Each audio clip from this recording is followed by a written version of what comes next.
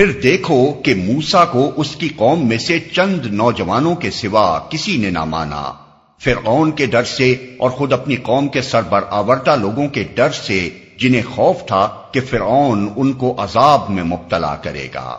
اور واقعہ یہ ہے کہ فرعون زمین میں غلبہ رکھتا تھا اور وہ ان لوگوں میں سے تھا جو کسی حد پر رکتے نہیں ہیں۔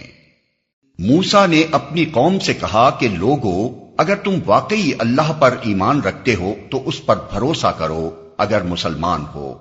انہوں نے جواب دیا، ہم نے اللہ ہی پر بھروسہ کیا، اے ہمارے رب، ہمیں ظالم لوگوں کے لیے فتنہ نہ بنا اور اپنی رحمت سے ہم کو کافروں سے نجات دے۔ اور ہم نے موسیٰ اور اس کے بھائی کو اشارہ کیا کہ مصر میں چند مکان اپنی قوم کے لیے مہیا کرو اور اپنے ان مکانوں کو قبلہ ٹھہرا لو اور نماز قائم کرو اور اہل ایمان کو بشارت دے دو۔